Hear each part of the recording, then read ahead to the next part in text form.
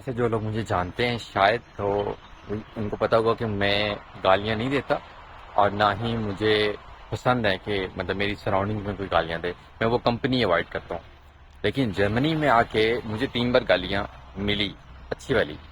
اور لیکن ان 3 گالیوں نے مجھے 3 یونیک لیسنس سکھائے. پہلی گالی، میرا پہلا دن، میرا جرمنی میں پہلا گھنٹہ جب میں ایئرپورٹ پہ لینڈ ہوا تھا. میں نے اپنے سینئر کو کال کی کہ یار مجھے سمجھ نہیں آ رہا کہ کس ٹرام پہ جانا ہے، کیسے جانا ہے.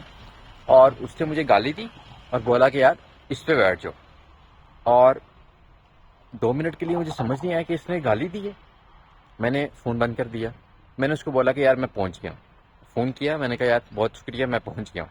اور میں اس ٹائم پہ میونک اسٹیشن پہ بیٹھا ہوا تھا. اور میں آدھا گھنٹہ یہ آبزرو کر رہا تھا کہ یار بھائی نے مجھے سمجھانے کے لیے گالی دی ہے. انہوں نے اپنی طرف سے ٹھیک ہی سمجھایا تھا، مجھے سمجھ نہیں آ رہی تھی، میری مسٹیک ہے. لیکن آئی ریئلائزڈ اس ٹائم پہ کہ بھائی جہاں پہ آپ لینڈ کر چکے ہو نا، وہاں پہ آپ کا کوئی جاننے والا نہیں ہے. آپ نے سروائیو خود کرنا ہے.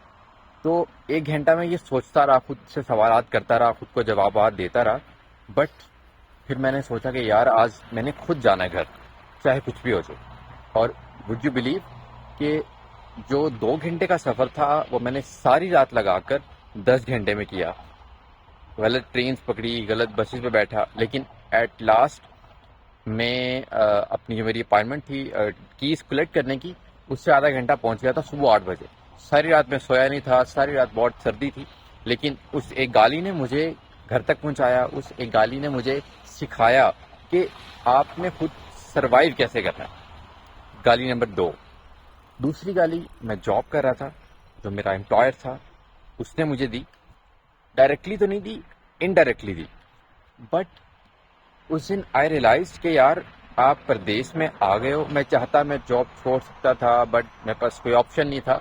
تو میں چپ کیا اور میں چلا گیا.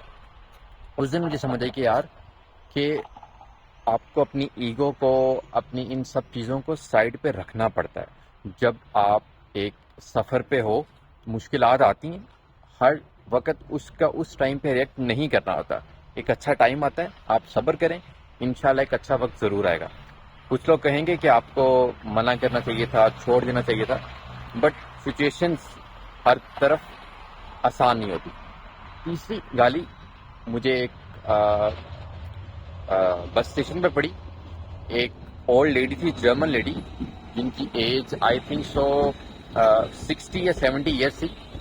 اور انہوں نے مجھے وہ مجھ سے نا میرے پاس آئی اور جرمن میں مجھے انہوں نے بولنا شروع کر دیا. اور مسلسل کم از کم 3 منٹ تک وہ جرمن میں بولتی رہی. تو میں نے کہا پلیز مجھے آپ کی سمجھ نہیں آ رہی، مجھے اتنی اچھی جرمن نہیں آتی بھائی.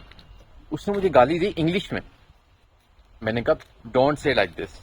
اس نے مجھے ایک اور گالی دی، وہی والی. میں نے کہا بھائی حوصلہ رکھیں، حوصلہ. اور وہ چلی گئی.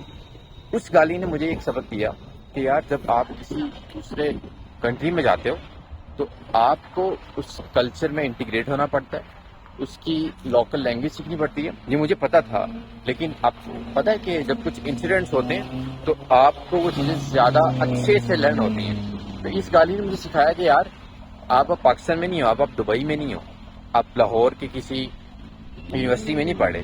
آپ جہاں پہ ہو اس کلچر میں انٹیگریٹ کرنے کی کوشش کرو. وہ کلچر سیکھو، اس کے لا سیکھو، اور سب سے امپورٹنٹ ان کی لینگویج سیکھو.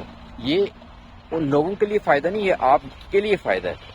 تو 3 گالیاں جرمنی میں، اور ابھی تک اس کے علاوہ نہیں پڑھی، لیکن ان 3 گالیوں نے مجھے 3 ڈفرینٹ لیسنز دیے. اور یہ 3 لیسنز کیونکہ مجھے گالیوں سے سخت نفرت ہے تو یہ میرے دل کو جا کے لگے. تو hope so I will learn from them.